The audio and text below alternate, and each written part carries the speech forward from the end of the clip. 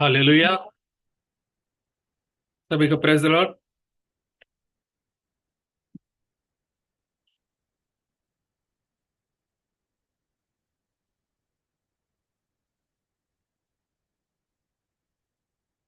एक वचन को पढ़ेंगे। भजन संहिता, इसका 55 अध्याय, 1 से लेकर आगे तक वचन पढ़ेंगे। भजन संहिता। हे परमेश्वर, मेरी प्रार्थना की और कान लगा और मेरी गिड़गिड़ाहट से मुंह न मोड़। मेरी ओर ध्यान देकर मुझे उत्तर दे। मैं चिंता के मारे छटपटाता हूँ और व्याकुल रहता हूँ, क्योंकि शत्रु कोलाहल और दुष्ट उपद्रव कर रहे हैं। वे मुझ पर दोषारोपण करते हैं और क्रोध में आकर सताते हैं। मेरा मन भीतर ही भीतर संकट में है और मृत्यु का भय मुझ में समा गया है। भय और कंपकपी ने मुझे पकड़ लिया है और भय के कारण मेरे रोए रोए खड़े हो गए हैं। तब मैंने कहा, भला होता कि मेरे कबूतर के पंख होते तो मैं उड़ जाता और विश्राम पाता। देखो, फिर तो मैं उड़ते उड़ते दूर निकल जाता और जंगल में बसेरा लेता। बस बस। इस वचन के लिए हम लोग प्रार्थना करेंगे। Hallelujah, hallelujah. स्तुति धन्यवाद करते हैं खुदावन। प्रभु, ये सांझ के समय में आपके चरण में आने के लिए प्रभु जी आपने दया किया। प्रभु, पढ़ा गया वचन आपका है। आपका वचन आत्मा और जीवन है। वचन के द्वारा प्रभु जी, आत्मा के द्वारा प्रभु आप हमसे बातें कीजिए। हमारे अंदर के हर एक कमी कटी को निकाल दीजिए परमेश्वर। वचन को समझने का ज्ञान प्रभु जी आप देने के लिए हम लोग प्रार्थना करते हैं प्रभु जी। बोलने वाला तुम नहीं तो पिता का आत्मा तुम्हारे द्वारा बात करेगा, हम विश्वास करते हैं प्रभु जी। वही पवित्र आत्मा हमारे ऊपर मंडराने के लिए, हमारे बीच में चलने फिरने के लिए प्रभु जी आप सहायता कीजिए। वचन को प्रभु जी खोल कर प्रभु जी उसका रहस्य के बातों को आप प्रकट करने के लिए, तो आप प्रकट होकर आपका नाम का आप महिमा करवा के लीजिए प्रभु। अब तक सुंदर से रीति से संभाला। कौन सा भी नेटवर्क का टेक्निकल इशू नहीं होना है प्रभु जी। आप सभी चीज को कंट्रोल में लेके आप चलाइए, आपका नाम का महिमा करवा के लीजिए। मान महिमा गौरव आप ही को देते, ना श्री आशा मसीह के नाम से मांगते हैं, आमेन। आमीन। बैठ जाएंगे। उसके अंदर छठवां और सातवां वचन पढ़ेंगे। भजन संहिता 55, 6 और 7 वचन को पढ़ेंगे। तब मैंने कहा, हाँ, भला होता कि मेरे कबूतर के से पंख होते हाँ, तो मैं उड़ जाता हाँ, और विश्राम पाता। हाँ, देखो, फिर तो मैं उड़ते उड़ते दूर निकल जाता हाँ। और जंगल में बसेरा लेता।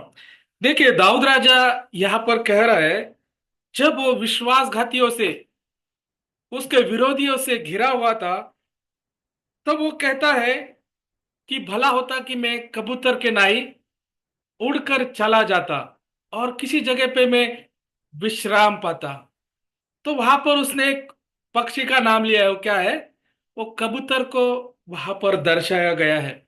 देखो, जब दाऊद राजा विरोधियों से घिरा हुआ था, तो वो कहता कि कितना अच्छा होता कि मैं वो कबूतर के जैसे उड़कर एक विश्राम स्थल के अंदर जाकर मैं बसेरा करता, दूर निकल जाता।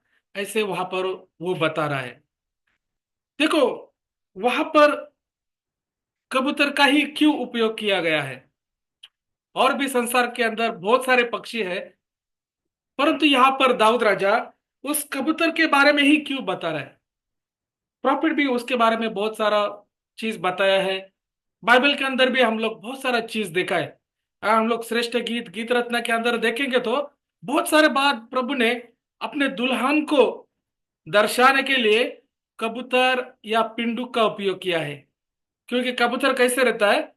एक निर्मल रहता है, एक शुद्ध पक्षी है, एक पवित्रता को दर्शाता है। और प्रभु अपने दुल्हन को दर्शाने के लिए, इंडिकेट करने के लिए क्या बोलता है? हे कपोते करके बोलता है, हे मेरे प्रिय बोलता है, हे मेरे बहन बोलता है, हे मेरे कबूतरी बोलता है। क्यों कब बोलता है? वो हे मेरे प्रेमी भी बोलता है। क्यों बोलता है? क्योंकि उसकी दुल्हन भी कैसे होनी चाहिए? जैसे वो पवित्र है, उसकी दुल्हन भी पवित्र होना चाहिए। और पवित्रता को दर्शाने के लिए प्रभु ने हमेशा पिंडुक या कबूतरी का ही उपयोग किया है। अभी ये पिंडुक और कबूतरी कोई अलग नहीं है, एक ही समझो परिवार के हैं। उनका थोड़ा सा स्वभाव अलग है। दोनों अलग पक्षी है, कबूतर और पिंडुक दोनों अलग पक्षी है। परंतु एक ही परिवार के अंदर, एक ही घराने के अंदर आते हैं वो लोग। परंतु उनका स्वभाव कैसा है, अलग अलग है करके उसके बारे में प्रॉफिट बताते हैं। जब हम लोग देखेंगे तो मत्ती इसका 3 अध्याय 16 और 17 वचन को पढ़ेंगे। मत्ती 3 अध्याय 16 और 17 वचन। और याशुआ बपतिस्मा लेकर तुरंत पानी में से ऊपर आया, हाँ और देखो, उसके लिए आकाश खुल गया, हाँ और उसने परमेश्वर का आत्मा को कबूतर के समान उतरते और अपने ऊपर आते देखा। हाँ। और देखो, ये आकाशवाणी हुई, यह मेरा प्रिय पुत्र है जिससे मैं अत्यंत प्रसन्न हूँ। देखो, ये मेरा प्रिय पुत्र है जिससे मैं अत्यंत प्रसन्न हूं, ये आकाशवाणी वहां पर हुआ है जब प्रभु वहां पर उस नदी के किनारे आया है। और जब बपतिस्मा के अंदर, जल के अंदर जाने के बाद, जल से बाहर आने के बाद, बपतिस्मा के बाद एक आकाश खुलकर एक पिंडुक की नाई आकर उसके ऊपर बैठा है। और तब आकाशवाणी होती है कि ये मेरा प्रिय पुत्र है, इससे मैं अत्यंत प्रसन्न हूं। देखो, वो पिंडुक पवित्र आत्मा को दर्शाता है। और प्रभु कौन है, प्रभु मेमने को दर्शाता है। अभी ये पिंडुक और ये जो मेमना है वो बलिदान के पशु और पक्षी है। पिंडुक आकाश और भूमि पर का सबसे शुद्ध और पवित्र पक्षी करके कहा जाता है। और ये जो मेमना है वो क्या है, धरती पर का सबसे नम्र ऐसा पशु है करके भी हम लोग देखते हैं। देखो, ये पिंडुक और कहीं पे ये नहीं बैठता। ये ना कभी बकरे के ऊपर जाके बैठेगा, ना किसी दूसरे पशु के ऊपर बैठेगा। वो बराबर किसके ऊपर बैठेगा, वो मेमने के ऊपर ही बैठेगा, क्योंकि ये दोनों के गुण कैसे है, एक समान है। दोनों के गुण कैसे है, नम्रता के गुण है। इसलिए वो पिंडुक किसी और पर नहीं उतरेगा। पिंडुक हमेशा किसके ऊपर उतरेगा, मेमने के ऊपर। और उसी चीज को दर्शाने के लिए मत्ती 3:16-17 के अंदर हम लोग देखते हैं, जब वो जगत का मेमना वहां पर आया है, उसके ऊपर कौन उतरा है, वो पिंडुक वहां पर उतरा है, पवित्र आत्मा वहां पर उतरा है। अगर आप चाहते हैं कि वो पवित्र आत्मा आपके ऊपर उतरना है, तो आपको भी क्या होना है, वो मेमने के नाए आपको बदलना होगा। तब जाकर वो पिंडुक रूपी पवित्र आत्मा क्या हो सकता है, आपके ऊपर उतर सकता है। अभी पिंडुक के भी बहुत सारे प्रकार है, कबूतर के भी बहुत सारे प्रकार है। भूरे रंग का है, सफेद रंग का है, रात के समय का है जिसके परों पर लाल लाल छींटे रहते हैं। ऐसे बहुत सारे उसकी प्रजातियां है। परंतु जो सफेद रंग का जो पिंडुक है उसको क्या किया गया है, विशेष प्रकार का महत्व दिया गया है। वो एक अजीब सा पक्षी है जिसमें कोई अशुद्धता या कोई उसके अंदर कपट नहीं पा सकते। इसके लिए हम लोग देखते कि उसको विशेष करके पक्षी कहा गया है। वो कौन है, पिंडुक है। वो एक अजीब सा पक्षी है। और अगर हम लोग देखा जाएगा तो कौवा कैसा पक्षी है, तो पाखंडी है करके प्रॉफिट उसको बताते हैं। वो पाखंडी है, आप उसके ऊपर विश्वास नहीं कर सकते। वो क्या करता है, अगर हम लोग देखेंगे तो ये कौवा बाहर जाके कोई शव गिरा है, कुछ भी गंदा चीज, सड़ा गला चीज, वो क्या करता है, वो जाकर उसको खाता है। गंदी गंदी चीज को वो खाता है। वो किसको दर्शाता है, एक नामधारी विश्वासी को दर्शाता है। कौवा किसको दर्शाता है, नामधारी विश्वासी को दर्शाता है। वो बाहर जाके क्या करता है, सड़ा गला जो कुछ भी गंदा चीजें खा जाएगा। और शाम के समय किधर आके बैठेगा, वो गेहूं के दाने के लिए भी एकदम आके तैयारी में बैठेगा। वो नामधारी को दर्शाता है।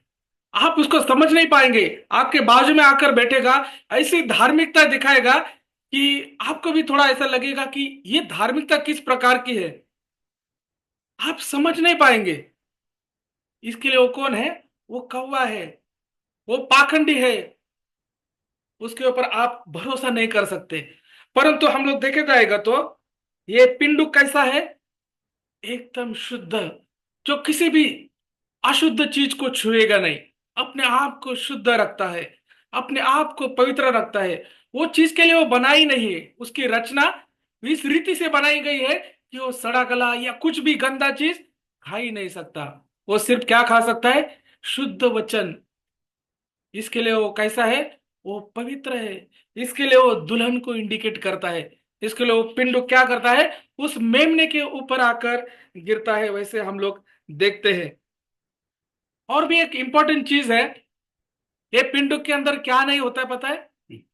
वो पित्त का थैली नहीं होता है, क्योंकि वो सड़ा गला कुछ गंदा चीज खाता ही नहीं, तो उसको पचाने की वो जरूरत ही नहीं है। वो क्या करता है? शुद्ध वचन खाता है। इसके लिए उसके अंदर वो पित्त की थैली नहीं रहती। अभी हम लोग बहुत सारे लोगों को देखते कि हम लोग क्या बोलते हैं, अरे इसको बहुत ज्यादा पित्त हो गया है। मराठी में तो बहुत अच्छा वर्ड इसको यूज करते हैं, याचं काय झालंय? पित्त खवळलंय। मतलब क्या होता है? उसको बहुत गुस्सा आया है, किसी को तो देखकर क्या होता है, अरे इसका तो पित्त खोल गया। इसको देख के क्या होता है? इसको गुस्सा आता है। इसका मतलब क्या है? हमारे अंदर कुछ तो गड़बड़ी है। हमारे अंदर क्या है? वो पित्त का थैली है। प्रभु ने क्या हमको वो पित्त के थैली के साथ रचा है क्या? परमेश्वर ने अपने प्रतिरूप में हमें रचा है। परंतु ये पित्त कैसे आ गया हमारे अंदर? ये बाहरी संगति के द्वारा। हम लोग भी क्या करता है? उस बाहरी चीजों को, संसारिक की चीजों को कान लगाकर जो कुछ भी अशुद्ध, जो परमेश्वर का नापसंद का काम को हम लोग अंदर लेते हैं, उसके द्वारा क्या होता है? वो पित्ताशय तैयार होता है। ये प्रभु की रचना नहीं है। ये हम लोग ने क्या किया है? ये मनुष्य ने स्वयं हाथों से उसको बनाया है। प्रभु के रचना के अंदर वो पित्ताशय नहीं है। इसके लिए पिंडुक क्या है? एक शुद्ध पक्षी है। और उसको बलिदान के लिए जूने करार में हम लोग देखेंगे तो हर समय बलिदान के लिए उस कबूतर का, उस पिंडुक का उपयोग किया गया है। और भी हम लोग एक वचन को देखेंगे, भजन संहिता 32 अध्याय 2 वचन। भजन संहिता 32 अध्याय और 2 वचन। क्या ही धन्य है वह मनुष्य हाँ। जिसके अधर्म को यहोवा लेखा न ले, हाँ। और जिसकी आत्मा में कपट ना हो। देखो दाऊद राजा कहता है, वह मनुष्य कैसा है? धन्य है, जिसके पाप गिने नहीं जाते। देखो परमेश्वर ने उस कलवरी पर अपने लहू से क्या किया? हमें धोया है, हमको शुद्ध किया है। हमारे पाप वो गिनता नहीं। इसलिए हम लोग कौन है? धन्य के लोग हैं। इसलिए कहता है कि दाऊद राजा कहता है कि परमेश्वर ने क्या करता है, अब उसके बच्चों लोग को देखते समय वो किस नजर से देखता है पता है क्या? उस लहू के अंदर से हमें देखता है। वो लहू किसको दर्शाता है? अनुग्रह को दर्शाता है, प्रेम को दर्शाता है।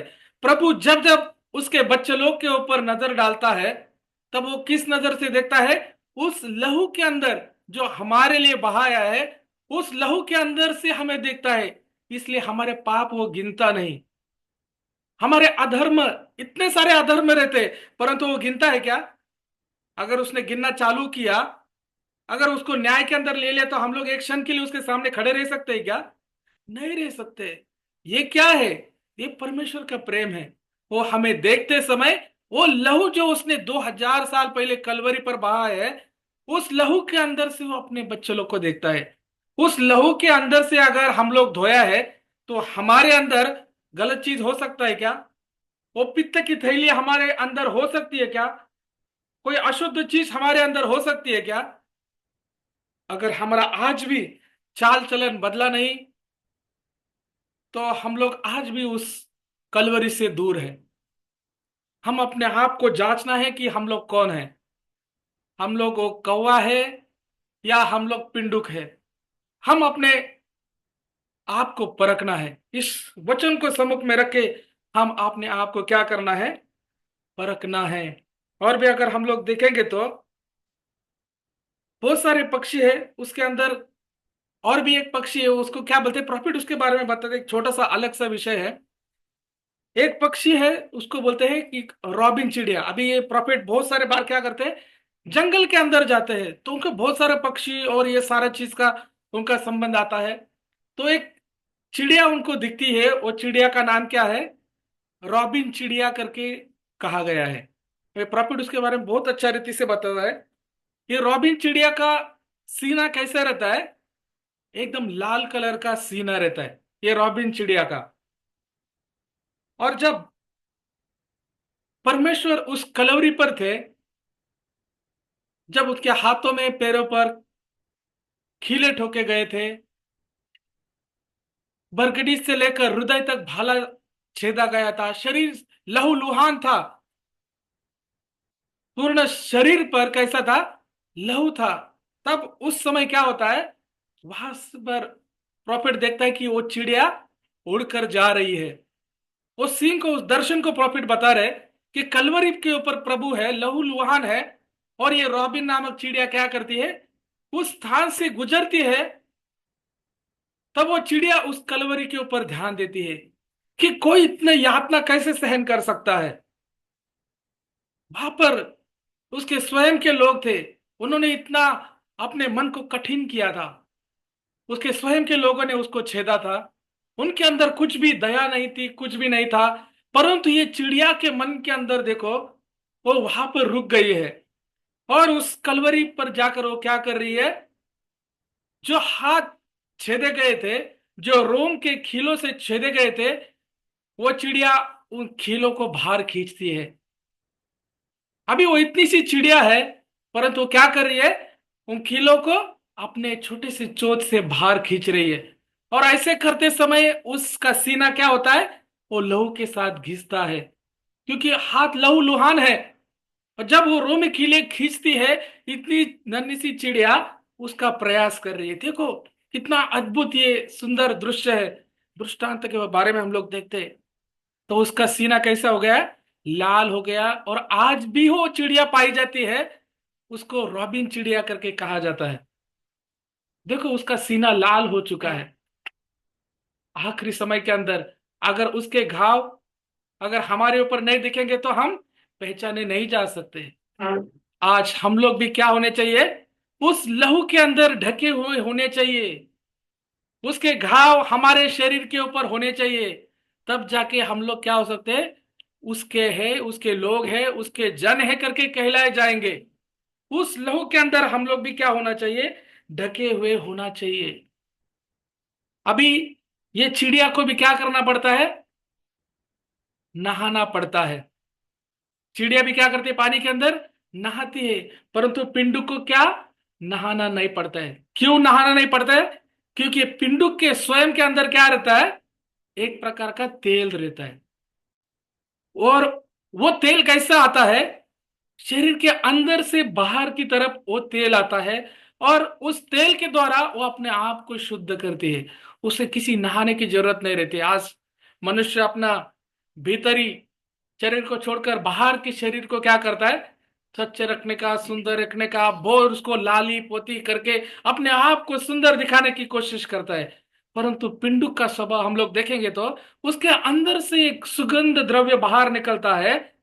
आप कभी उसको देखिए, आप नजदीक लेके, एक अलग प्रकार का उसका एक सुगंध रहता है। और वो अपने आप को क्या करता है, वो तेल के द्वारा शुद्ध करता है। और उसके अंदर पित्त का थैली भी नहीं रहता है, वो सुगंधित द्रव्य के द्वारा अपने आप को शुद्ध रखता है। उसके अंदर एक ग्रंथि रहती है, उसको ग्रंथि बोलती है। आज प्रभु ने भी हमें भी एक ग्रंथि दिया है। कौन सा दिया है, वो हमारा हृदय है। हमारा हृदय क्या है, वो ग्रंथि है। आनंदी हृदय ये क्या है, सबसे बड़ा औषधि है। उसके अंदर से सारे चीजों का उगम होता है। अगर हम लोग सब गंदगी उसके अंदर भरे पड़ेंगे तो बाहर भी क्या होगा, गंदगी को ही दिखाएगा।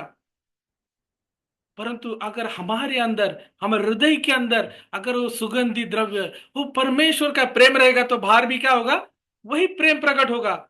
जो चीज अंदर में बोई जाएगी वो क्या होगी, बाहर प्रकट होती है। देखो पिंडुक के अंदर वो ग्रंथि रहती है, वो तेल रहता है। आज हमारे हृदय के अंदर भी क्या होना चाहिए? वो ग्रंथि होनी चाहिए, वो प्रेम होना चाहिए। प्रेमी क्या है? हमारे लिए सुगंधी द्रव्य है। हमारा प्रेम को देख के लोग हमारे पास आना चाहिए, उसका सुगंध इतना फैलना चाहिए कि लोग ढूंढते आना चाहिए। वो ग्रंथि आज प्रभु ने आज हमारे अंदर दिया है। अभी ये पिंडुक कैसा पक्षी है? वो हमेशा एक संदेशवाहक है, हमेशा कुछ ना कुछ एक संदेश लेके आता है। प्रॉफिट भी बताते हैं कि उनकी जब दादी का अंत समय आता है, तब उनकी दादी भी कुछ गीत गुनगुनाती है कि चट्टान की दरार में रहने वाले प्रभु, तू क्या कर, मेरे प्राणों को ग्रहण कर, करके वो गीत गाती है। तब प्रॉफिट जाकर उनके दादी दादी के लिए प्रार्थना करते, प्रभु हम नहीं जानते कि आपकी क्या इच्छा है करके। और उसी समय क्या होता है, एक पिंडुक आकर खिड़की से अंदर आता है और उनके बेड की तरफ चला जाता है और एक संदेश को एक लेके आता है। और उसी समय उनकी दादी के प्राण चले जाते हैं। मतलब क्या होता है, उस संदेश है कि पूरा हो गया। धरती पर का तुम्हारा संदेश, तुम्हारा जो जीवन है वो क्या हुआ है, पूर्ण हुआ है, ऐसे करके एक संदेश को लेके आता है। ये एक आत्मिक बातें हैं, प्रकटीकरण की बातें हैं। और भी हम लोग देखेंगे तो बहुत सारे उदाहरण है। फ्लोरेंस नाइटिंगेल करके, जो उनकी भी एक पोती रहती है, जो अफ्रीका में रहती है, वो भी जब देखते कि प्रॉफिट इंग्लैंड के अंदर आने वाले हैं प्रचार करने को, तो वो क्या होती है, उसको भी वहां पर लाया जाता है कि वो प्रार्थना करे। और उधर लाने के बाद उसका शरीर एकदम क्षीण हुआ रहता है कि सब हड्डियां शरीर के अंदर दिख रही है, और शरीर के अंदर कुछ भी त्राण नहीं बचा है, कुछ भी नहीं बचा है। वो हाथ भी नहीं उठा सकती थी। परंतु उसके आंखों से लहू बह सॉरी आंसू बह रहे थे। तब सब लोग अचंभित हुए कि ये स्त्री के पास आंसू आने के लिए शरीर के अंदर पानी कहां से आया। इतना उसका शरीर क्षीण हो चुका था। और वो स्त्री कह रही थी कि मेरे भी प्राण प्रभु ले ले, आप इसके लिए प्रार्थना कीजिए। तो प्रॉफिट ने कहा हम लोग ऐसे प्रार्थना नहीं कर सकते, परंतु मैं प्रभु के सम्मुख में इन चीजों को रखता हूं करके। तब सारे सेवक लोग वहां पर क्या करते हैं, प्रार्थना करते हैं। और उसी समय भी क्या होता है, एक पिंडुक अंदर आकर आवाज करने लगता है। जब तक वो सेवक लोग सब प्रार्थना कर रहे हो, क्या करता है पिंडुक, वो आवाज करते रहता है। और जैसे प्रार्थना खत्म हो जाता है, वो पिंडुक वहां से चला जाता है। परंतु इस समय क्या होता है, परमेश्वर उस महिला को क्या करता है, बल शक्ति सामर्थ्य देके खड़ा करता है। देखो एक ही पिंडुक क्या करता है, अलग अलग संदेशों को लेके आता है। इसलिए हम लोग देखेंगे तो पिंडुक किसको दर्शाता है, एक सटीक संदेश, एक परफेक्ट संदेश को क्या करता है, लेके आता है। और भी अगर हम लोग देखेंगे तो एक वचन को पढ़ेंगे, उत्पत्ति इसका 15 अध्याय और 9 वचन। उत्पत्ति का 15 अध्याय और 9 वचन। यहोवा ने उससे कहा, हाँ मेरे लिए 3 वर्ष की एक कलोर हाँ और 3 वर्ष की एक बकरी हाँ और 3 वर्ष का एक मेंढा हाँ और एक पिंडुक और कबूतर का एक बच्चा ले। हाँ इन सबों को लेकर उसने बीच में 2 टुकड़े कर दिया हाँ और टुकड़ों को आमने सामने रखा, हाँ पर चिड़ियों को उसने टुकड़े नहीं किए। हाँ। देखिए यहां पर देखेंगे तो जब अब्राहम ने परमेश्वर से पूछा कि तू किस रीति से मुझे संतान देने जा रहा है, प्रभु ने वाचा तो किया है, परंतु किस रीति से तू मुझे संतान देने जा रहा है, तो परमेश्वर ने क्या किया, उसके दर्शन के द्वारा हम लोग देखेंगे तो वो क्या करता है, वो कहता है एलोहीम, प्रभु मैं कैसा हूं, निर्बल हूं, मैं निष्प्रभ हूं, मैं कुछ भी नहीं कर सकता। मेरा जो ये दुष्यंती जो सेवक है एलिएजर, वो मेरे घराने का क्या बन जाएगा, वारिस बन जाएगा। तब प्रभु क्या कहता है, नहीं, ये एलिएजर तेरे घर का वारिस नहीं बनेगा, तो क्या करेगा, तेरे पेट जन्मा हुआ तेरा निज पुत्र ही क्या करेगा, वारिस बनेगा। और परमेश्वर उसको हाथ को धरकर बाहर लेकर जाते हैं, और प्रभु उसे दिखाते हैं कि तू आकाश के तारों को गिन सकता है क्या, समुद्र के रेती को तू गिन सकता है क्या, इस प्रमाण में तेरे संतति को बनाऊंगा, तू राष्ट्रों का पिता कहलाया जाएगा। परंतु उसके बाद प्रभु ने क्या कहा है, उसको कहा है कि तू इन इन चीजों का बलिदान कर। और उसके अंदर क्या कहा गया है, तू पिंडुक को भी क्या करना है, बलिदान करना है। पिंडुक क्या दर्शाता है, एक शुद्ध बलिदान को दर्शाता है। और उसे दो भाग करने के लिए कहा जाता है। अगर दो भाग क्यों कहा गया है, पुराने करार में देखा जाएगा तो जब किसी दो मनुष्य के अंदर कुछ वाचा होता है, करार होता है, तो बलिदान को दो भाग किया जाता था। एक भाग दूसरे मनुष्य को देकर एक भाग अपने पास रखा जाता कि ये दोनों का वाचा है। और जब कोई अगर उनके बीच में कोई वाद विवाद हो जाएगा तो उसको जोड़कर उस करार को याद किया जाता था। प्रॉफिट एक चीज को बताते हैं कि जब चीनी मनुष्य है, उनको इंग्लिश नहीं आता, जो धोबी घाट चलाते थे उनको इंग्लिश नहीं आता था। अगर आपको उनके पास अगर कपड़े धोना है तो उनके पास क्या होता था, एक टोकन होता था।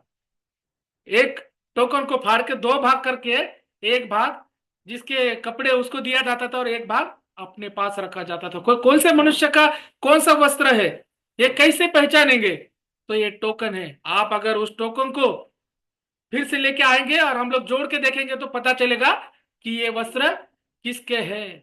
इस रीति से पुराने करार में भी क्या है, उस वाचा को पालन किया जाता था। जो बलिदान किया जाता था उसको दो भाग में काटकर दो मनुष्यों को दिया जाता था। अभी इसको हम लोग देखेंगे तो ये किसको दर्शाता है, ये प्रभु को दर्शाता है। ये चीज प्रभु भी क्या है, हमारे लिए कलवरी पर बलिदान हुआ है। वो भी कलवरी पर दो भाग हुआ है, उसका शरीर ले लिया गया है। परंतु पवित्र आत्मा टोकन के रूप में फाड़कर किसे दिया गया है, आज हमको दिया गया है। दिया गया है कि नहीं। तो परमेश्वर देखो कितना अद्भुत रीति से इन चीजों को कनेक्ट करवाते हैं। प्रॉफिट के द्वारा परमेश्वर बहुत ही अद्भुत रीति से इसको प्रकट करके दिया है। जैसे बलिदान किया हुआ दो चीज दो लोगों को बांटा जाता है, आज हमें भी उस परमेश्वर ने कलवरी पर वाचा दिया है। वो बलिदान हो गया, परंतु उसने क्या किया है, हमें एक टोकन रूप वो पवित्र आत्मा दिया है कि आखिरी समय के अंदर अगर हमारे पास वो पवित्र आत्मा होगा तभी हम लोग क्या कर सकेंगे, उसके लोग हैं, उसके जन हैं करके वो कंफर्म होगा। अगर वो पवित्र आत्मा अगर उधर जाकर ज्वाइन नहीं हो पाया तो समझ जाना हम लोग किधर के हैं। फिर हम अपने आप को परखना है, क्या आज हम लोग उस टोकन को, उस पवित्र आत्मा को पाए हैं क्या। और भी हम लोग वचन को पढ़ेंगे।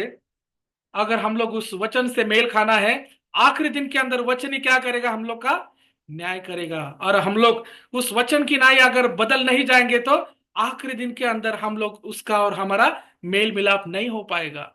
अगर हम लोग वचन, वो वचन है तो हमें भी क्या होना है, वचन ही होना है। हम लोग भी वचन की न्याय बदलना है। उस आखिरी दिन के अंदर अगर हम लोग वो पवित्र आत्मा नहीं रहेगा तो हम लोग उसके साथ जोड़े नहीं जा सकते, जोड़ के देखा जाएगा। पौलुस कहता है कि मैं उसके घाव को अपने शरीर पे लेके घूम रहा हूं। लोग उसको पत्र के नहीं पढ़ते थे, उसको गुनों को, उसके चाल चलन को देखकर कहते थे कि ये मसीह का जन है करके। आज हमारे ऊपर भी अगर वो घाव नहीं रहेंगे, आज हमारे ऊपर भी अगर वो पवित्र आत्मा नहीं रहेगा तो हम लोग भी उसके साथ पहचाने नहीं जाएंगे। देखो कितना भयंकर का स्थिति है ये। और भी हम लोग वचन देखेंगे, लेवी का पुस्तक 12वां अध्याय और 6वां वचन। लेवी का पुस्तक 12 अध्याय और 6वां वचन। जब उसके शुद्ध हो जाने के दिन पूरे हो, हाँ तब चाहे उसका बेटा हुआ हो चाहे बेटी, वह होम बलि के लिए 1 वर्ष का भेड़ का बच्चा हाँ और पाप बलि के लिए कबूतरी का एक बच्चा हाँ या पिंड की मिलाप वाले तंबू के द्वार पर याजक के पास लाए। हाँ। देखिए, जब स्त्री को, जब कभी बालक उत्पन्न होता था, ये पुराने करार के ये नियम है। अगर उसको पुत्र जन्मेगा तो वो कितना दिन अशुद्धता के अंदर रहती थी, 33 डेज, 33 दिन क्या कैसी रहती थी, वो स्त्री अशुद्ध रहती थी। अगर उसको लड़की होती थी तो कितना दिन, 96 दिन, मतलब 96 दिन उसको कैसा, अशुद्ध रहती थी। वो किसके भी साथ संबंध, वो बाहर नहीं आ सकती, किसी चीज को छू नहीं सकती, उसको अलग से रहना पड़ता था। बहुत सारे लोग आज भी अगर गांव के अंदर देखेंगे तो ये चीज को फॉलो करते हैं। ये पुरानी करार के अंदर लिखा गया है। और सब ये दिन पूरे हो जाते थे, उसके बाद उन, जो हम लोग देखे तो पिंडुक और ये सारे बलिदान को चीज को लेकर जाकर वो मंदिर के अंदर प्रवेश नहीं कर सकती थी। वो याजक के हाथों के अंदर वो बलिदान को देती थी। फिर याजक क्या करता था, उसको अंदर जाकर बलिदान करता था। और बलिदान करने के बाद हम लोग देखेंगे तो वो सारे तीन तीन 3 वर्ष के थे। तीन किसको दर्शाता है, तो तीन दर्शाता है सिद्धता को। जैसे पिता पुत्र और पवित्र आत्मा कोई अलग नहीं, तो तीनों क्या है, एक ही है। वो सिद्धता को दर्शाता है। तो इसके लिए भी बलिदान भी कैसे होना चाहिए, सिद्ध बलिदान होना चाहिए। उसके अंदर कुछ भी अशुद्ध नहीं होना चाहिए। वो ना कुछ अंधा होना चाहिए, ना लंगड़ा होना चाहिए। वो कैसा होना चाहिए, एकदम परिपूर्ण और सिद्ध बलिदान होना चाहिए। ये पुराने करार का विधि था। अगर हम लोग देखेंगे तो अभी इसके अंदर दो पिंडुक है। पुराने करार के अंदर विधि था, जब जब कोई कोढ़ी मनुष्य रहता था, कोढ़ी मनुष्य को क्या करना पड़ता था, दो पिंडुक को लेके जाना पड़ता था। और दो पिंडुक को लेके जाने के बाद क्या करता था, एक के सिर को काटकर उसका लहू क्या करते थे, वो दूसरे पिंडुक पर छिड़काते थे। और उसका लहू भूमि के ऊपर छिड़काया जाता था। और प्रॉफिट इसको बहुत ही अच्छा रीति से कनेक्ट करते हैं कि प्रभु ने क्या किया है, उस कलवरी पर क्या किया है, हमारे लिए वो मारा गया है। हमारे लिए कलवरी पर वो खून छिड़काया गया है। जब वो एक पिंडुक का लहू दूसरे पिंडुक के ऊपर छिड़काया जाएगा, मतलब वो दूसरा पिंडुक क्या हो जाता है, स्वतंत्र हो जाता था। उसी रीति से आत्मिक रीति में देखा जाएगा तो प्रभु ने हमारे लिए कलवरी पर क्या किया है, खून बहाया है, हमारे पापों को उठा लिया है। और उसके खून के द्वारा हम लोग क्या हुए, स्वतंत्र हो गए हैं। अभी हमारे ऊपर कोई अधिकार नहीं है संसार के अधिपति का। हम लोग छुड़ाए गए हैं उस बहुमूल्य खून के द्वारा। हम लोग भी क्या किए गए हैं, अभी हम लोग स्वतंत्र हैं।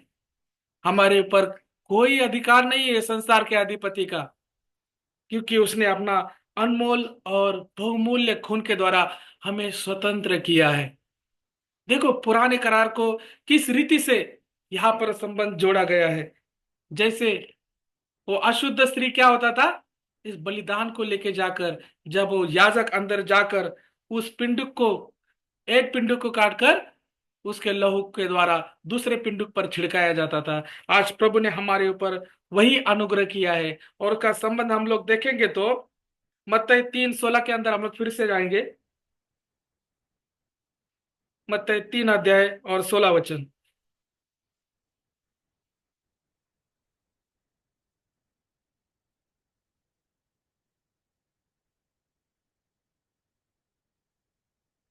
और याशुआ बपतिस्मा लेकर तुरंत पानी से ऊपर आया, हाँ। और देखो, उसके लिए आकाश खुल गया, हाँ। और उसने परमेश्वर के आत्मा को कबूतर के समान उतरते और अपने ऊपर आते देखा। हाँ। और देखो, ये आकाशवाणी हुई, यह मेरा प्रिय पुत्र है, जिसमें मैं अत्यंत प्रसन्न हूँ। देखो कितना अच्छा और सुंदर रीति से यहाँ पर उस पिंडुक का और उस पवित्र आत्मा का वर्णन किया गया है। उसी रीति से हम लोग देखेंगे तो नूह के समय भी क्या हो गया था, इतना अधर्म बढ़ गया था। और उसकी चिल्लाहट कहाँ पर गई थी, परमेश्वर के सम्मुख में गई थी। तब परमेश्वर ने क्या कहा था, तू जाकर नूह को क्या कहा था, आज्ञा दिया था कि तू एक नाव को तैयार कर। और उसने नाव को तैयार करने लगा। कितने सारे लोगों ने उसका निंदा किया कि आज तक कभी भी एक भूमि पर एक बूंद नहीं गिरा। और ये बुढ़ा क्या हो गया है, इसका दिमाग खराब हो गया है। प्रॉपर्टी इसके बारे में बहुत अच्छे रीति से वर्णन करते हैं कि ये बुढ़ा, इसका दिमाग खराब हो चुका है। यहाँ पर भूमि पर आज तक हम लोग ने कभी पानी नहीं देखा, और ये इतना बड़ा जहाज बना रहा है। परंतु हम लोग देखेंगे तो अचानक से भूमि के सब द्वार खुल गए, आकाश के सब द्वार खुल गए, और जल के सोते वहां से उमड़ने लगे, और जल इतना भर गया कि वो जहाज ऊपर उठने लगा है। सब लोग चिल्लाने लगे, कोई घर के अंदर भाग रहा है, कोई घर के ऊपर भाग रहा है। परंतु ये नाव कैसे आ गया? जो पानी ने का नाश किया सारे लोगों का, वही पानी क्या किया है? उस नाव को ऊपर उठा लिया है।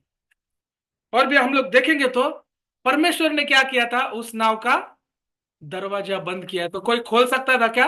लोग आकर उसके दरवाजे को खटखटा रहे थे, चिल्ला रहे थे, परंतु क्या उसको नूह खोल सकता था क्या? नहीं। क्योंकि वो द्वार किसने बंद किए थे? परमेश्वर ने बंद किए थे। तो उसको कोई और खोल सकता था क्या? कोई नहीं खोल सकता। आज भी हम लोग भी कौन से एक नाव के अंदर है, जो परमेश्वर के साथ है। हम लोग एक विश्वास रूपी नाव के अंदर आज लोग हम लोग है। आज हम लोग भी उस प्रयाण के अंदर है।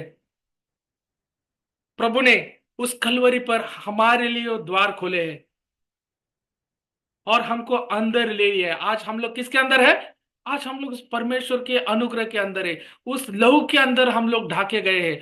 उस विश्वास रूपी जहाज के अंदर हम लोग क्या है? ढके गए हैं। तो द्वार बंद करने का भी अधिकार किसका है? उसका ही है। पर तो आज भी वो हमारे लिए क्या है? वो लहू बह रहा है। आज भी हमारे लिए वो द्वार खुले हैं। परमेश्वर आज भी उस द्वार पर खड़े होकर चिल्ला रहा है। परंतु हम लोग उस समय के लोगों के समान उसको अनदेखा नहीं करना है, अपने हृदय को कठिन नहीं करना है, हमारे कानों को मंद नहीं करना है। हम लोग उसके आवाज को सुनना है। आज ही वो समय है। हम लोग उसके शब्द को सुनकर उस द्वार के अंदर आना है। प्रभु आज भी क्या कर रहा है? हमारा वहां पर इंतजार कर रहा है। नहीं तो फिर उस समय के लोगों के जैसा स्थिति हो जाएगा। परमेश्वरी व्यवस्था देने वाला है, और व्यवस्था के द्वारा दंड देने वाला भी परमेश्वरी है। वो जलन वाला खुदा है। उसका क्रोध भी कैसा है? भयंकर का है। जैसे उसका प्रेम है, उसका क्रोध भी कैसा है? भयंकर का है। तो हम लोग क्या करना चाहिए? अपने आप को परखना है। देखो, नूह के समय में इतना सब चिल्लाहट हो रहा था, और सब देखा कि वहां पर सब कुछ जो अनाज है पशु पक्षी का खाने का, वो क्या हो रहा है? खत्म हो रहा है। नूह ने ये सारी चीज देखा, और इतने दिन के सब चिल्लाहट के, सब रोने का ये सारा आवाज, ये सब सब शांत हो गया। तब नूह ने किधर देखा? ऊपर की ओर देखा है। उस नाव को क्या था? एक खिड़की था।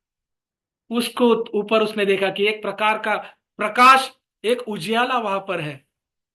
आज हमारे भी नजर नजर कहाँ पे होना चाहिए? ऊपर की ओर होना चाहिए। एक ही द्वार है छुटकारे के लिए। अनेक द्वार नहीं है, तीन द्वार नहीं है हमारे लिए। हमारे लिए कलवरी पर एक ही द्वार खोला गया है। एक ही जन मारा गया है हमारे लिए। तो हमारे लिए एक ही दरवाजा है। उस समय भी एक ही दरवाजा था, एक ही खिड़की था। और नूह उस खिड़की की ओर देखा। तब उसने चाहा कि हम लोग जाने कि बाहर का स्थिति क्या है, वहां पर पानी सूखा है या नहीं। तब उसने एक पक्षी को बाहर भेजा। वो कौन है? कौवा को बाहर भेजा है। जैसे मैंने पहले बताया, वो कैसा है? वो वफादार नहीं है, वो एक पाखंडी है। वो बाहर जाकर क्या किया है? जितने भी लोग पानी के ऊपर मरे पड़े थे, जितने भी शव वहां पर थे, सड़े गले थे, उनको वो खा रहा था। उसको उसके ऊपर बहुत आनंद था। वो भूल गए कि परमेश्वर वहां पर अंदर है, जो सारे विपत्तियों से बचाकर मेरे को अंदर लेके गया। वो उसके उपकार को भूल गया। वो बाहर आकर क्या कर रहा है? सड़ा गला खाना खा रहा है। उसको वहां पर आनंद मिल रहा है। आज बहुत सारे मसीह लोग का यही स्थिति है। मनोरंजन, मनगढ़ंत कहानियां, जोक सुनने को उनको अच्छा लगता है, परंतु परमेश्वर के सच्चाई के वचन को क्या किया उन्होंने? ठुकरा दिया है। सड़ा गला खाना खाने में उनको आनंद मिलता है। वो एक धूर्त पक्षी है। वो एक पाखंडी है, उसके ऊपर विश्वास नहीं कर सकते। और हो सके तो वो क्या करेगा, दूसरों को भी भरमाएगा अपने संगति में लेकर। बहुत सारे लोग क्या क्या करते हैं, वो कौवे के समान शरीर के ऊपर चूना लगाकर अपने आप को पिंडुक की नाई दर्शाते हैं कि मेरी धार्मिकता तो देखो। हो सके तो चुने हुए को भी भरमा सकते हैं। तो हम लोग ऐसे लोगों से क्या रहना है, सतर्क रहना है। हम लोग सच्चाई वचन को खाने वाले पिंडुक के नाई हमारा जीवन होना है। हमारे अंदर वो पित्त नहीं होना चाहिए, हमारे अंदर वो अशुद्धता, परमेश्वर का विरोध का कोई भी कार्य हमारे अंदर नहीं होना चाहिए। परंतु हम लोग देखेंगे तो उसके बाद नोहा ने किसको भेजा है बाहर, एक पिंटू को भेजा है, एक शुद्ध पक्षी को वहां पर बाहर भेजा है। और उसने बाहर जाकर क्या किया है, उसे भी वही शव और वही सड़ा गला खाना वहां पर देखा उसने। परंतु उसको उसने खाया क्या, नहीं, क्योंकि उसकी शरीर की रचना ही नहीं है कि वो अशुद्ध चीज खा सके। उसको छू भी नहीं सका वो। छू सकता तो उसके ऊपर जाकर बैठता था वो, परंतु उसने पैर भी नहीं टिकाए। वो जिस रीति से गया, अपने आप को शुद्ध पवित्र रख के फिर से वापस आया। उसको पता है कि उसका धनी अंदर बैठा हुआ है। और भी जब दूसरे बार भी नोह क्या करता है, प्रार्थना सहित उसको बाहर भेजता है कि और भी जाकर तू क्या कर ले, अभी बहुत समय हो चुका है, तू फिर से जाकर बाहर देख के आकर के प्रार्थना रूपी, प्रार्थना सहित उसको बाहर भेजा जाता है। तब क्या होता है, पानी सूखा हुआ होता है और एक सदाबहार एक झाड़ के पत्ती को क्या करता है, वो अंदर लेके आता है, एक संदेश को लेके आता है, एक अच्छे संदेश को लेके आता है, एक सटीक संदेश को लेके आता है। अभी सब कुछ ठीक है। उसने क्या किया है, परमेश्वर के लिए एक योगदान दिया है। देखो कितना सुंदर एक वर्णन हम लोग को वहां पर दिखाई देता है। इसी रीति से हम लोग देखेंगे तो 3:16 के अंदर भी क्या किया गया है, जैसे नूह के समय के अंदर जो अधर्म का काम परमेश्वर के सम्मुख में गया है, तब परमेश्वर जब भूमि पर था उस समय भी क्या था, वो अंधकार का समय था। झूठे भविष्यवक्ता वहां पर खड़े हो गए थे। परमेश्वर के भवन के अंदर क्या चल रहा था, व्यवहार चल रहा था, झूठा वचन प्रचार किया जा रहा था। एक कुमारी के द्वारा कैसे एक राजा जन्म होगा, बिना कोई संबंध रखे हुए कैसे जन्म हो सकता है, वो कैसे वहां पर एक गवानी के अंदर जन्म ले सकता है। उन सारे चीजों को, सच्चाई वचन को क्या किया उन्होंने, वहां पर ठुकरा दिया है। इसलिए वहां पर किसको आना चाहिए था, एक पिंडुक को वहां पर एक संदेश को लेके आना था। इसलिए हम लोग देखते हैं कि जब जब वहां पर यूहन्ना भविष्यवक्ता जब बपतिस्मा दे रहे थे, तब क्या हुआ है, वो मेमना वहां पर चल के आया है। और मेमना वहां पर आने के बाद वो पवित्र आत्म रूपी पिंडुक वहां पर उतरा है। जिस रीति से नूह के समय में वो पिंडुक ने काम किया, उसी रीति से एक संदेश को यहाँ पर भी कनेक्ट करते हैं प्रॉफिट। वो पवित्र आत्मा वहां पर उतरा है। कितना अद्भुत का एक वर्णन है, आप देख सकते हैं। उस समय भूमि पर का सबसे महान व्यक्ति कौन था, वो स्त्री से जन्मा हुआ योहान है। और योहान कौन है, एक भविष्यवक्ता है। और परमेश्वर स्वयं वचन किसके पास आता है, भविष्यवक्ता के पास आता है। इसलिए वचन खुद चलकर कहां पर आया है, भविष्यवक्ता योहान के पास आया है। और दोनों महान कहां पर खड़े हैं, जल के अंदर खड़े हैं। वहां पर जो शास्त्री पड़ोसी योहान को कह रहे थे, तू अपने आप को बहुत बड़ा भविष्यवक्ता कहता है, तू कहता है कि कोई आने वाला है, जगत का पाप उठा लिए वाला आने वाला है करके, उसको वहां पर उसको क्या कर रहे थे, वो चिढ़ा रहे थे। परंतु उसने कहा कि वो आने वाला नहीं, वो हमारे बीच में अभी उपस्थित है। जब प्रभु जल के अंदर आ गए, दोनों ने एक दूसरे की तरफ देखा, तो यूहन्ना ने क्या कहा, प्रभु मैं आपसे बपतिस्मा लेना है, आप मेरे से क्यों बपतिस्मा ले रहे। तब प्रभु ने उससे कहा, तू नबी है, तू सारे वचन को जानता है कि एक मेमना बलिदान होने वाला है। और वो बलिदान होने से पहले क्या होना पड़ता है? उसको शुद्ध किया जाना है उस बलि को। इसलिए तू क्या कर, जो बोला गया है उसे पूरा कर। और उसी रीति से उसने क्या किया है, उसको बपतिस्मा दिया है, और पानी से बाहर आते ही वो पवित्र आत्मा रूपी पिंडुक वहां पर उतरा है। जो नो के समय में हुआ वो मनुष्य पुत्र के दिन में भी होगा। ये वचन पूरा होना था। देखो कितना परमेश्वर अद्भुत रीति से यहाँ पर वो पिंडुक को दर्शाता है, वो पवित्र आत्मा को दर्शाता है। हर समय वो पिंडुक क्या किया है, एक संदेश, सटीक संदेश, सच्चाई संदेश को वहां पर लेके आता है। प्रॉपर्टी एक छोटा सा एक बात बताकर मैं खत्म करता हूं। ये पिंडुक का एक महत्व का चीज बताता हूं, एक उदाहरण के लिए है। जब अमेरिका और जर्मनी का जब युद्ध चल रहा था, तब एक गड्ढे के अंदर क्या हुआ है, अमेरिकी सैनिक सब अटके पड़े हैं, और जर्मन के लोग वहां पर उन्हें घेरे हुए थे। और पुराने समय के हम लोग देखते हैं तो पिंडुक क्या था, एक संदेश वहन के लिए भेजते थे। कोई भी एक संदेश का चिट्ठी हो कुछ भी, उसको बांध कर भेज देते थे कि संदेश वो अपने स्थान पर पहुंचाएगा। और पिंडुक ही एकमात्र ऐसा पक्षी है जिस स्थान से आप उसको छोड़ोगे उसी स्थान पर वो लौटता है, किसी दूसरे स्थान पे वो जाएगा नहीं, क्योंकि वो घरेलू पक्षी है, उसके अंदर वो प्रेम है। इसके लिए हम लोग देखेंगे तो क्या करते हैं, जब अमेरिकी लोग देखते हैं कि जर्मन सैन्य ने हमको घेरे हुए थे, वो क्या करते हैं, पिंडुक को एक संदेश को बांध कर क्या करते हैं, अपने लोगों को भेजते हैं कि हमको और भी सैन्य की मदद है, हम लोग घिरे हुए हैं, हम लोग संकट के अंदर है। तब वो पिंडुक उड़ के जाने लगता है। तब जर्मन सैनिक देखते हैं कि ये पिंडुक उड़ के जा रहा है और इसके पास कुछ तो संदेश है। तब वो लोग उसके ऊपर गोलियां मारते हैं, उस पिंडुक के ऊपर।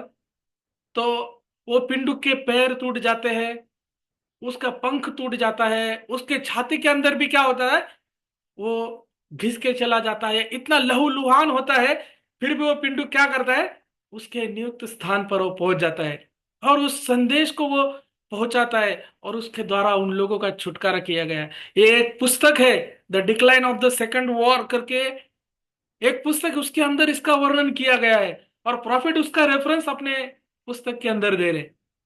तो देखो ये क्या वो पिंडुक के अंदर प्रेम है, अपने आप को उसने लहूलुहान कर दिया कि मुझे वो संदेश को पहुंचाना है, अपने लोगों को बचाना है। तो परमेश्वर ने हमारे ऊपर कलवरी के ऊपर कितना महान प्रेम किया रहेगा, आप उसकी किसके साथ तुलना कर सकते हैं क्या? देखो, और भी अगर हम लोग देखेंगे तो यशाया 53 के अंदर हम लोग देखेंगे, शुरुआत से लेकर वचन पढ़ेंगे कि प्रभु ने कैसे हमारे लिए वो घायल किया गया है, हमारे लिए मारा गया, हमारे लिए गाड़ा गया है। पढ़ेंगे। जो समाचार हमें दिया गया हाँ। उसका किसने विश्वास किया, हाँ। और यहोवा का भुजबल किस पर प्रकट हुआ। हाँ। क्योंकि वो उसके समान अंकुर के समान हाँ। और ऐसी जड़ के समान होगा जो निर्जल भूमि में फूट निकले। उसकी न तो कुछ सुंदरता थी कि हम उसको देखते, हाँ। और न उसका रूप ही हमें ऐसा दिखाई पड़ा कि हाँ। हम उसको चाहते। हाँ। वो तुच्छ जाना जाता और हाँ। मनुष्य का त्यागा हुआ था। हाँ। वो दुखी पुरुष था, रोग से उसकी जान पहचान थी, हाँ। और लोग उससे मुंह फेर लेते थे। वो तुच्छ जाना गया और हमने उसका मूल्य न जाना। देखो, वो हमारे लिए तुच्छ जाना गया, हमारे लिए घायल किया गया, हमारे लिए कोड़े खाए गए, हमारे लिए छेदा गया। वो पिंड रूपी प्रेम प्रभु ने उस कलवरी के ऊपर दर्शाया है। आज हम लोग भी क्या होना है, वो पिंडुक की नाई बदलना है। वो पिंडुक रूपी विश्वास, वो पवित्र आत्मा हमारे अंदर आना है, उस अनुभव को हम लोग पाना है। आज हमारे अंदर भी क्या होना चाहिए, वो टोचना चाहिए। जो पिंडुक का जो टोच रहता है, हमारे हृदय को लगना है। उसका जो पंख फड़फड़ाना है, उसका अनुभव हमारे हृदय के अंदर आना है। वो प्रेम हमारे अंदर आना है, वो पिंडुक रूपी जो पवित्र आत्मा हमारे अंदर आना है। आज हम लोग परमेश्वर से मांगना है कि प्रभु ने उस पिंडुक रूपी क्यों क्यों दर्शाया है, हम लोग भी इस पिंडुक के नाई बदलना है। उसके अंदर वो कोई कपट नहीं रहता, ना उसके अंदर वो पीते रहता है, कोई भी अशुद्ध चीज को छूता नहीं, अपने आप को शुद्ध पवित्र और परमेश्वर को भावता हुआ बलिदान करके चढ़ाना है। यही हमारी आत्मिक सेवा है। जैसे पिंडुक अपने आप को क्या करता है, बलिदान के अंदर लेके आता है, हम अपने आप को क्या करना है, बदलना है।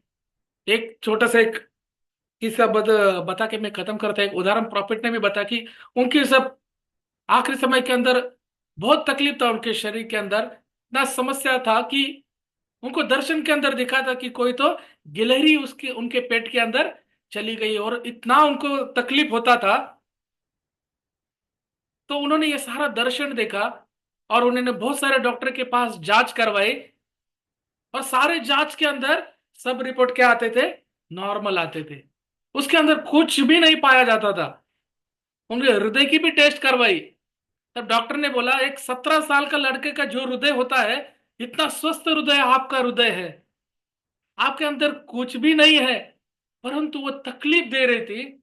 तब उनके माताजी ने भी क्या किया है, एक सपन को, एक दर्शन को देखा है कि प्रॉफिट एक पहाड़ी के ऊपर एक कलीसिया को बांध रहे हैं, और वो वहां पर है, और उनके छाती पर क्या है, 6 पिंडुक बेटे हैं करके देखा है। तो प्रॉफिट भी अचंभित हो जाती है, 6 पिंडुक किसको दर्शाता है। तो प्रभु से इस चीज को पाने के लिए वो प्रार्थना में लगे रहते थे, वो पहाड़ी के ऊपर जाकर प्रार्थना करते थे। एक समय जब प्रॉफिट पहाड़ी पर जा रहे थे चट्टान के ऊपर से, तो वहां पर उन्होंने एक गिलहरी को मरा पड़ा देखा। जब उन्होंने पहला दृष्टांत देखा था, तो एक गिलहरी उनके पेट के अंदर है, ऐसा उन्होंने दृष्टांत के अंदर देखा था। परंतु जब वहां पर वो पहाड़ पर जल रहे थे, तब एक गिलहरी को पड़ा हुआ देखा। तब उन्होंने एक शब्द को सुना कि तेरा क्या हो चुका है, चंगाई हो चुका है। एक शब्द एक कान के ऊपर आ गया, और उस रास्ते से वो मुड़कर कहां पर, दूसरे रास्ते से वो चले गए। तब उन्होंने चट्टान के ऊपर एक पिंडुक को देखा। वहां पर ऑलरेडी उन्होंने दृष्टांत के अंदर 6 पिंडुक देखे थे, परंतु ये 7वां पिंडुक देखने के बाद क्या हो गया, तब उन्होंने जाना कि अभी ये पूरा हो चुका है। अभी उनके शरीर के अंदर कोई भी तकलीफ नहीं है। देखो, वो गिलहरी भी क्या थी, वो 7 इंच लंबी थी। और प्रॉफिट बताते हैं वो जो पक्षी है जो उन्होंने देखा था, गिलहरी पड़ी थी, वो भी 7 इंच की थी, जो उधर वहां पर मरी पड़ी थी। और जो पिंडुक भी था वो कितना था, वो 7वां पिंडुक था। और उस चट्टान को हाथ लगाकर प्रार्थना किया, तो वो चट्टान के ऊपर क्या लिखा हुआ था, तो वहां पर लिखा था कि एक सफेद उकाब जिसका मार्गदर्शक एक बर्फ के नाई सफेद पिंडुक कर रहा है। देखो कितना अद्भुत का बात है ये। प्रभु पिंडुक द्वारा कितना सटीक संदेश को वहां पर लेके आता है। प्रभु को भी जब उस नदी के पास, यूहन्ना के पास लेते आते समय, उस पिंडुक ने ही अगुवाई की कि वो पानी की ओर ले चले। शुद्ध होना चाहिए वो बलिदान। और उसी पिंडुक ने उस मेमने की अगुवाई कहां तक की है, उस कलवरी तक की है। देखो कितना अद्भुत का बात है। बर्फ के नाए सफेद पंडुक के पंखों पर, ये प्रॉफिट का बहुत ही एक अच्छा संदेश है। उस अनुभव को आज हम लोग पाना है। आज हमारे अंदर भी अगर कोई भी परमेश्वर का विरुद्ध का कार्य हो, अगर वो ग्रंथि हो, तो आज ही उसको निकाल कर बाहर फेंकना है। पिंडुक के नाए हम लोग परमेश्वर से वो शुद्ध और पवित्र ऐसा हृदय मांगना है। परमेश्वर को भावता हुआ बलिदान करके चढ़ाना है। टूटा हुआ हृदय परमेश्वर के योग्य बलिदान है। हमारा हृदय टूटना चाहिए। आज परमेश्वर ने उस पिंडुक के नाई जैसे उस मेमने की अगुवाई की है, वही पिंडुक भी क्या करना है, आज हमारी भी अगुवाई करना चाहिए। आज वो पिंडुक भी हमारे ऊपर भी उतरना चाहिए। परंतु क्या हम लोग मेमने बने हैं क्या, वो मेमने का स्वभाव हमारे अंदर आया है क्या, हम अपने आप को जांचना है।